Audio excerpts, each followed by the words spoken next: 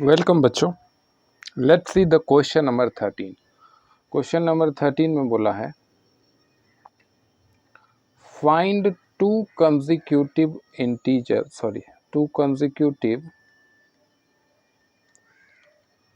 Positive odd integer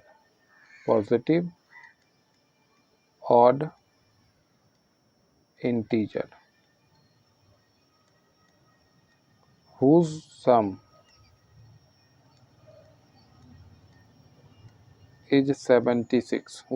is 76। आपको to consecutive positive odd integer निकालना है जिनका सम 76 होगा। ठीक है। अब यहाँ पे सबसे बड़ा जो दिक्कत आता है बेटा कि तुम लेट कैसे करोगे, इसमें इक्वेशन कैसे बनाओगे, ये बहुत बड़ा ये दिक्कत है। अगर तुम एक को x मानते हो तो फिर दूसरे को क्या मानोगे, ठीक है ना। तो देखो बेटा, इस क्वेश्चन में हम लोग एक नंबर x+1 और दूसरा नंबर x+3 मानेंगे। Let first odd integer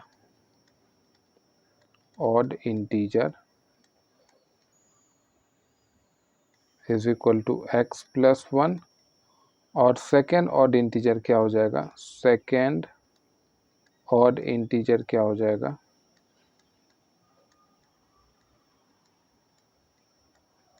x+3। तो to consecutive positive odd integer की बात की है तो पहला होगा x+1 और दूसरा होगा x+3।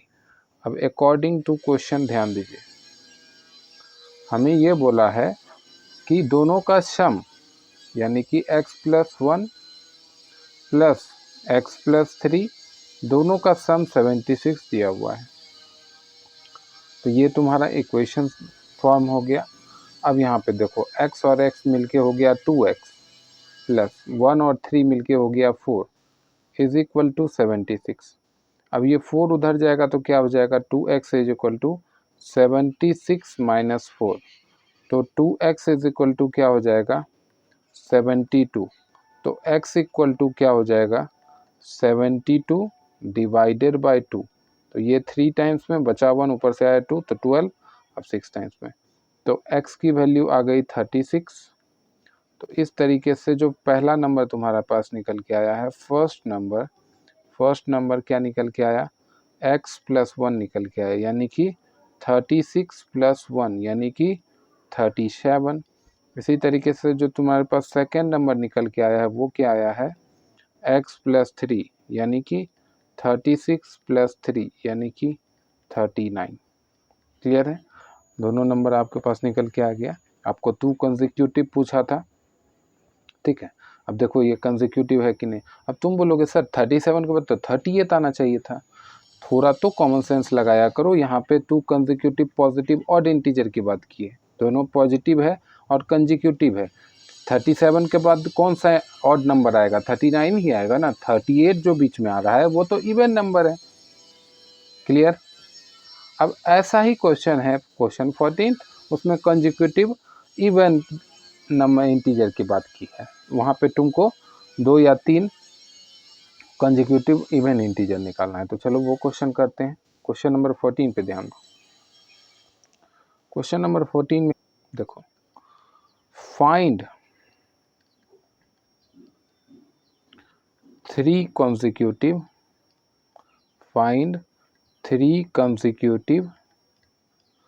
positive even integers.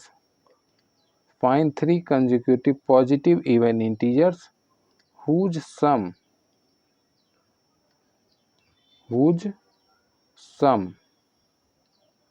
is 90। आपको लगातार 3 इवन नंबर निकालना है जो एकदम एक के बाद एक हो और उसका जो है सम क्या होना चाहिए, 90 होना। तो इस क्वेश्चन में भी जो क्रूशियल पार्ट है वो है कि तुम मानोगे क्या, पहला नंबर, दूसरा नंबर, तो थर्ड नंबर को क्या लेट करोगे। तो लेट फर्स्ट इवन इंटीजर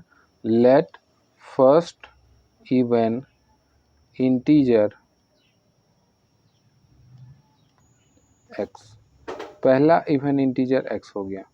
उसके बाद सेकेंड इवन इंटीजर क्या हो जाएगा, सेकेंड इवन इंटीजर हो जाएगा एक्स प्लस 2। उसके बाद थर्ड इवन इंटीजर क्या हो जाएगा,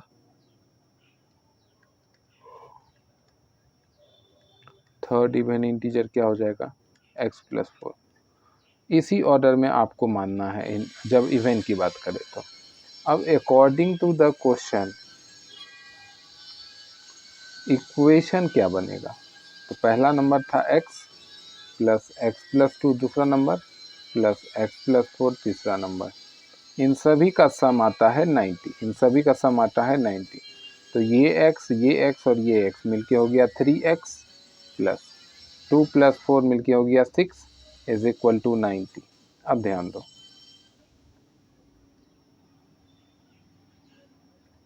अब ये 6 उधर जाएगा तो 3x तो इधर ही रह गया, उधर हो गया 90 और माइनस का 6।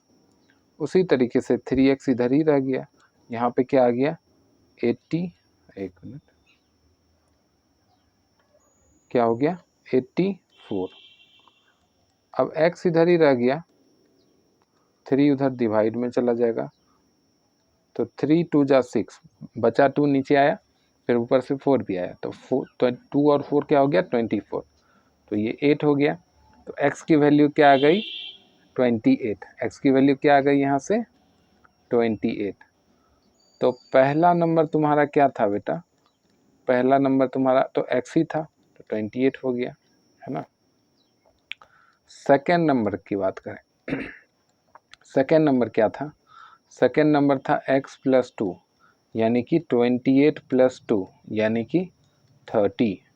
इसी तरीके से थर्ड नंबर की बात करें बेटा, थर्ड नंबर क्या था तुम्हारे पास, थर्ड नंबर था x प्लस 4 यानी कि 28 प्लस 4 यानी कि 32। तो इस तरीके से तुम्हारा पहला नंबर, दूसरा नंबर और तीसरा नंबर तीनों पता चल गया। तो ये तुम्हारा क्वेश्चन यहीं पे सॉल्व हो गया। इसी तरीके से क्वेश्चन नंबर 15 देखो, एक बहुत ही इंटरेस्टिंग क्वेश्चन है, कंफ्यूज करता है काफ़ी बच्चों को, इसलिए अच्छे से समझिएगा, नहीं समझ में आएगा तो बार बार रिपीट करके वीडियो को देखिएगा, ठीक है। चलिए, तो क्वेश्चन कुछ ऐसा बोलता है बेटा, बोलता है divide,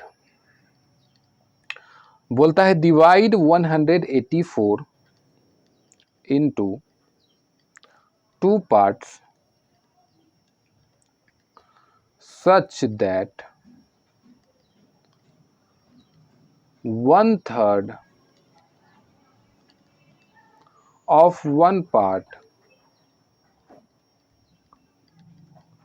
may exceed 1/7 of the other part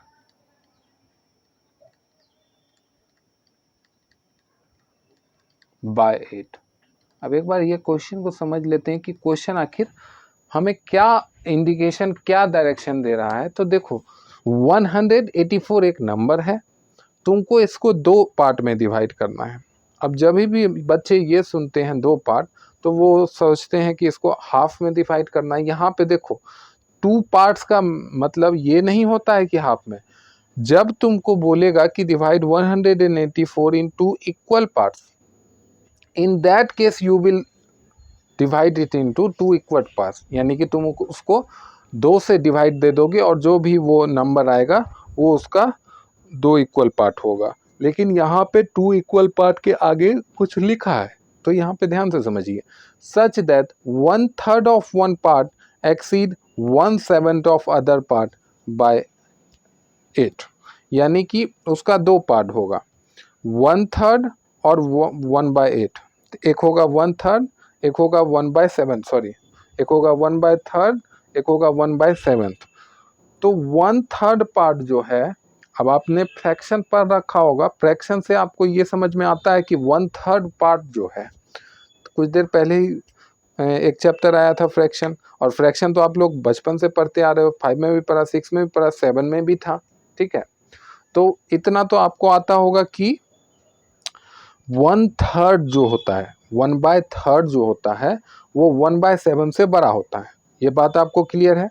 तो 1/3 बड़ा है 1/7 से, ये बात हमको जब क्लियर है तो क्वेश्चन में भी वही लिखा है। बस ये जो एक्सीड वर्ड यूज कर देता है ये बच्चों को कंफ्यूज कर देता है। कंफ्यूज नहीं होना है, एक्सीड का मतलब होता है वो उससे उतना बड़ा है, यानी कि 1/3 पार्ट जो 184 का होगा वो 1/7 पार्ट जो 184 का होगा उससे बड़ा है। कितना बड़ा है? 8, यानी कि 8 टाइम, मतलब कि उसमें 1/3 पार्ट जो है 1/7 पार्ट से मतलब 8 ज़्यादा है। ठीक है, यानी कि अगर 1/7 में तुम 8 जोड़ दोगे तो तुमको 1/3 पार्ट मिल जाएगा। ठीक है, तो अब यहाँ पे सबसे पहला बात होता है कि इसका 2 पार्ट करना है। तो 2 पार्ट, अगर हम एक पार्ट को x मान ले, लेट द,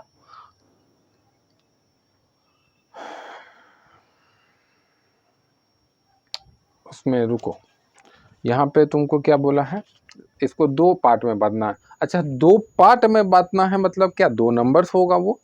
तो let the first number be x, let the first number be x। तो ऑटोमेटिकली क्या हो जाएगा, second number will be what, 184 minus x। अरे भैया, अगर किसी 184 का हम बोले कि एक पार्ट तुम्हारा 20 है तो दूसरा पार्ट क्या होगा, तुम 184 में 20 घटा दोगे, बोलोगे 164 होगा। एक केस, एक एग्जाम्पल लिए, यहाँ पे वो नहीं है। ठीक है, तो उसी तरीके से अगर एक पार्ट x है तो दूसरा पार्ट 184 माइनस x होगा। सिंपल सा बात है। अब अकॉर्डिंग टू द क्वेश्चन क्या बोलना चाह रहा है ये ध्यान दो। क्वेश्चन ये बोलना चाह रहा है कि 184 को 2 पार्ट में पार्ट में डिवाइड किए। एक तो 1/3 है उसका, एक 1/7 है, और 1/3 पार्ट जो है 1/7 पार्ट जो है उसका 1/3 पार्ट 1/7 पार्ट से बड़ा है। कितना बड़ा है? 8 बड़ा है, यानी कि 1/3 जो है 1/7 से 8 बड़ा है। तो अगर 1/3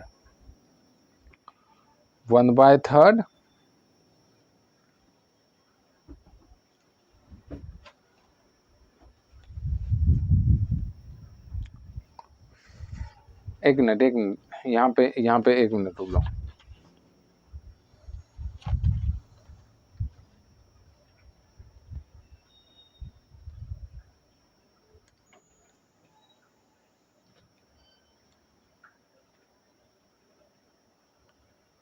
ये जो यहाँ पे हम लोग ने फर्स्ट नंबर सेकेंड नंबर माना, देखो number divide 184 into 2 parts.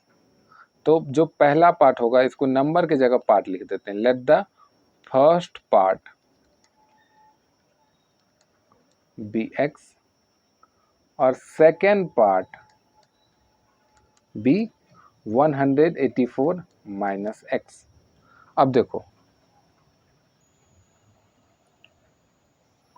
1/3 part किसका, 184 का, माइनस 1/7 पार्ट किसका, 184 का।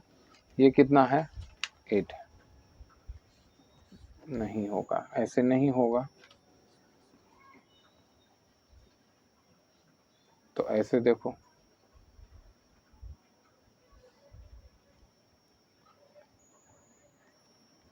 पहला पार्ट x माने और सेकेंड पार्ट 1/84 माइनस x माने। तो पहला पार्ट क्या था, 1/3, तो पहला पार्ट से मल्टीप्लाई कर दिए, माइनस दूसरा पार्ट क्या था 1/7, तो उससे मल्टीप्लाई कर दिए, और वो कितना बड़ा था, 8। तो ये तुम्हारा इक्वेशन बन गया। अब इक्वेशन को थोड़ा सॉल्व कर लो। ठीक है, तो इक्वेशन को सॉल्व करोगे तो यहाँ पे देखो ये x/3 हो गया, माइनस ये 184/7 हो गया, प्लस क्योंकि नेगेटिव नेगेटिव पॉजिटिव x/7 हो गया, इज इक्वल टू 8 हो गया। अब आगे देखोगे, आगे क्या होगा, तो आगे देखो x वाला सारा टर्म इधर रख लो। ठीक है, x वाला सारा टर्म इधर रख लो, और वो नंबर ये जो है इसको उधर भेज दो। तो उधर नेगेटिव था, इधर आया तो पॉजिटिव हो गया। अब 7 और 3 हो गया 21, 3 इसको डिवाइड लगाए तो 7x यहाँ हो गया, यहाँ पे 3x हो गया, और यहाँ 8 7 जा 56 होता है, तो 56 प्लस 184 अपॉन 7। अब आगे देखो, ये क्या हो गया, 10x upon 21 is equal to, इन दोनों को ऐड करोगे तो 240 डिवाइडेड बाय 7। इसी तरीके से 10x तो इधर ही रह गया बेटा, 240 डिवाइडेड बाय 7 मल्टीप्लाई, ये उधर गया तो 21 मल्टीप्लाई में आ गया क्योंकि इधर डिवीजन में था। अब 7 से 21 3 टाइम्स में कट गया। इसी तरीके से अब देखो, ध्यान दो, x यहाँ पे ही रह गया, 240 मल्टीप्लाइड विथ 3 होल अपॉन में 10, तो 0 0 कैंसिल हो गया। तो x की वैल्यू क्या निकल के आई बेटा, यहाँ 24 मल्टीप्लाई 3 यानी कि 72। तो पहला पार्ट जो है, फर्स्ट पार्ट, वो तुम्हारा 72 आया, और सेकेंड पार्ट वो तुम्हारा 184 माइनस x यानी कि 184 माइनस 72 यानी कि 112। अब देख लो कि क्या ये सही आया है, तो 112 प्लस 72 करोगे तो क्या मिलेगा तुमको, 184। और हम लोग का जो क्वेश्चन चल रहा था वो इसी पे चल रहा था ना कि 184 को दो पार्ट में तोड़ा, तो यहाँ पे दोनों पार्ट को ऐड किए तो 184 आ गया, यानी हमारा दोनों पार्ट का आंसर सेम सही आया है। ठीक है ना बेटा, तो ये था तुम्हारा क्वेश्चन नंबर 15। अब चलो क्वेश्चन नंबर 16 भी कर लेते हैं। क्वेश्चन नंबर 16 पे ध्यान दीजिएगा। क्वेश्चन नंबर 16 में क्या बोला है, a sum of rupees 500, a sum of rupees 500 is in the form of denominations of rupees 5 and rupees 10 if the total numbers of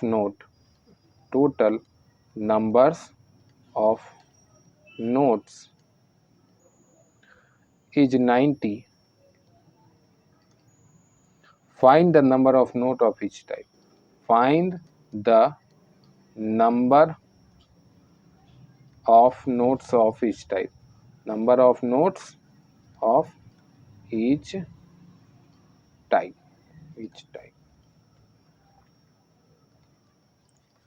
चलिए, अब ये क्वेश्चन क्या बोल रहा है इसको एक बार समझ लेते हैं। 500 रुपीज का सम मेरे पास है। मैंने ये नहीं बोला कि 500 रुपये का नोट मेरे पास है, मैंने क्या बोला, 500 रुपीज मेरे पास है, यानी 500 रुपया मेरे पास है।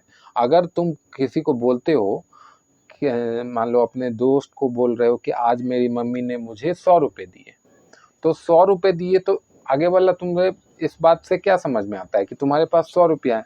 ये तो तुम नहीं बोले कि तुम्हारे पास 100 रुपये का नोट है, हो सकता है तुम्हारे पास 10 का एक हो, 20 का एक हो, ठीक है, और 2 10 का हो, ठीक है, कुछ भी हो सकता है, एक 50 का हो।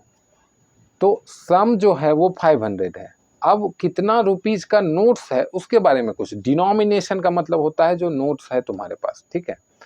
तो उसके पास 500 का जो सम है, वो उस सम में कौन कौन सा नोट है उसके पास, तो डिनोमिनेशन ऑफ रुपीज 5 एंड 10, यानी 5 रुपये का नोट और 10 रुपये का नोट ही उसके पास है। 500 रुपया जो है उसके पास, तो वो 5 रुपया और 10 रुपया ही है उसमें, वही उसी का नोट मिला के वो 500 रुपया लेके आए, यानी ढेर सारा नोट होगा, क्योंकि आपको पता है कि 5 रुपया और 10 रुपया का नोट बहुत सारा लगेगा 500 बनाने में, ठीक है ना। अगर 100 का रहता तो सिर्फ 5 नोट लगता। तो अब यही हमको बताना है कि if the total number of notes is 90। अच्छा देखो, कौन कौन सा नोट है ये दिया हुआ है, कितना सम है ये दिया हुआ है, अब ये भी दे दिया कि कितना नंबर ऑफ नोट्स है, यानी 90 नंबर ऑफ नोट्स है। अब तुमको ये बताना है कि 5 रुपये का नोट कितना है और 10 रुपये का नोट कितना है। अब देखिए, यहाँ पे एक्चुअली में ये तो है linear equation in one variable, लेकिन ये वन वेरिएबल से बनने वाला नहीं है। अब इसमें दूसरा वेरिएबल इंट्रोड्यूस करना मस्ट हो जाता है, ठीक है। अब उसमें तुम घबराना मत, सोचना मत कि ये sir out of syllabus question कैसे आ गया, इसको कैसे सॉल्व करेंगे, कुछ नहीं है। जैसे हम लोग लेट करते थे ना एक्स, तो वन वेरिएबल में सिर्फ एक वेरिएबल को लेट करते थे, मानते थे। टू वेरिएबल में हम दो वेरिएबल मान सकते हैं, ठीक है, दो अलग अलग वेरिएबल मान सकते हैं। और दो अलग अलग वेरिएबल को सॉल्व करने के लिए दो अलग अलग इक्वेशन भी बनाना पड़ेगा। जैसे उसमें प्रीवियस जितना भी क्वेश्चन किए तुम, उसमें एक ही इक्वेशन बनाते थे। अब यहाँ पे दो वेरिएबल मानेंगे तो दो इक्वेशन। याद रखना, जितना वेरिएबल तुम मान रहे हो इस क्वेश्चन को सॉल्व करने के लिए, उतना इक्वेशन तुमको बनाना पड़ेगा। आगे चल के जब तीन वेरिएबल मानोगे तो तुम्हें तीन इक्वेशन बनाना पड़ेगा, वो 9th 10th में करेंगे बेटा, ठीक है। अभी तो हमारा 3 वेरिएबल में काम चल जाएगा, और सॉरी 3 वेरिएबल नहीं, 2 वेरिएबल में। और ये 2 वेरिएबल वाला तुम लोग क्लास 8 का रसगवाल बुक में तो पढ़ोगे ही आगे चल के नेक्स्ट ईयर, ठीक है। तो थोड़ा सा जानने में क्या जाता है। तो let number of ₹5 notes be X. उसी तरीके से number of ₹10 notes be Y. अब दो इक्वेशन कैसे बनेगा सर, तो देखो कैसे बनेगा।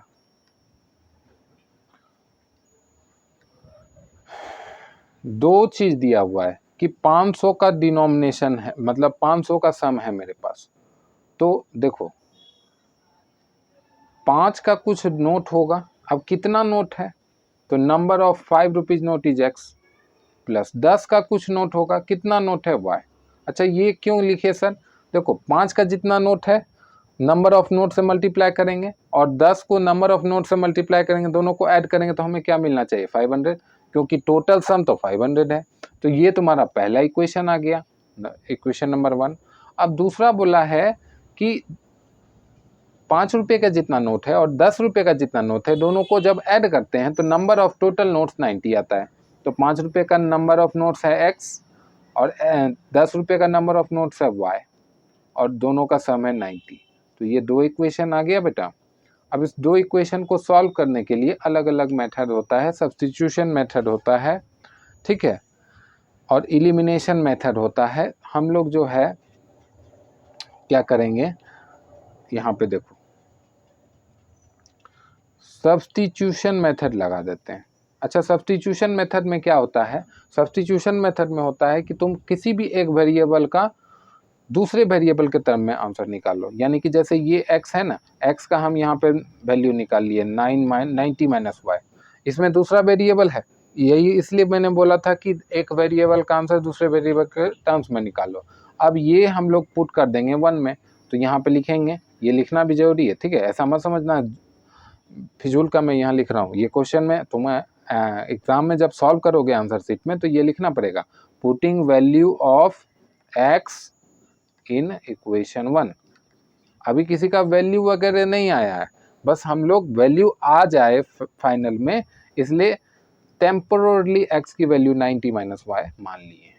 क्योंकि अगर तुम इसको सॉल्व करने जाओगे तो कभी सॉल्व नहीं कर पाओगे, दो वेरिएबल है कैसे सॉल्व करोगे। जब इक्वेशन में सिर्फ एक ही वेरिएबल बचेगा तब ना सबको एलिमिनेट करके x इक्वल टू समथिंग या y इक्वल टू समथिंग है। अच्छा ऐसा बात नहीं है कि यहाँ पे तुम x equal to 90 minus Y ही निकाल सकते हो, तुम चाहते तो y की वैल्यू 90 माइनस एक्स निकाल लेते और फिर y में पुट कर देते। अभी जो हम लोग पुट करेंगे उसमें सिर्फ y का टर्म रहेगा, तो y की वैल्यू आएगी, फिर जब y की वैल्यू आ जाएगी तो y की वैल्यू उसमें पुट करेंगे, तो इससे x की वैल्यू आ जाएगी। समझ में आई बात। अब चलो करके देखते हैं। देखो x की वैल्यू इक्वेशन 1 में पुट करेंगे तो 5 मल्टीप्लाई x था, तो x यहाँ पे क्या आ गया 90 minus Y, plus 10 multiply Y as it is यहाँ पे रह गया इज इक्वल टू 500। अब थोड़ा सा शिफ्ट करते हैं ऊपर से, हाँ चलो अब सॉल्व करते हैं। अब देखो 5 मल्टीप्लाई 90 कितना हो जाएगा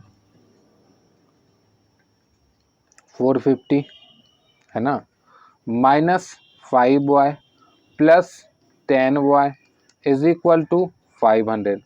अब तुम साफ क्लियर देख सकते हो यहाँ पे -5y और 10y कितना हो गया, कितना हो गया अब जल्दी बताओ 6y हो गया। प्लस का 450 इज इक्वल टू 500।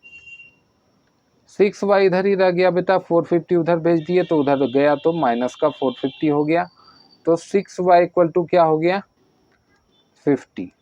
तो y की वैल्यू क्या आ गई, y की वैल्यू क्या आ गई 50/6।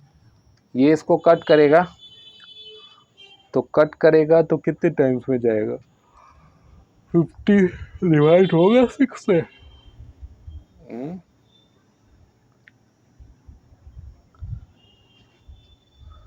y की वैल्यू कुछ गड़बड़ की हो क्या, यहाँ पे देखो, देखो गड़बड़ हुआ है ना, यहाँ पे 5y आएगा, कितना आएगा 5y, क्योंकि -5 और प्लस 10y कितना आएगा 5y, है ना।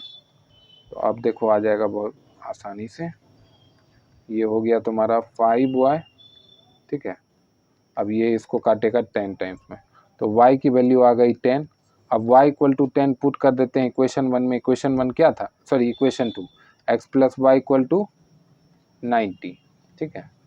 तो x plus Y equal to 90, तो x प्लस 10 इक्वल टू 90, तो x की वैल्यू क्या आ गई 90 माइनस 10, यानी कि x की वैल्यू आ गई 80। x की वैल्यू क्या आ गई 80, तो x की वैल्यू 80 आ गई, y की वैल्यू 10 आ गई, यानी कि फाइनली x जो था वो 5 रुपये नोट, 5 रुपये के number total number of notes थे, और y क्या था 10 रुपये के टोटल नंबर नोट्स थे।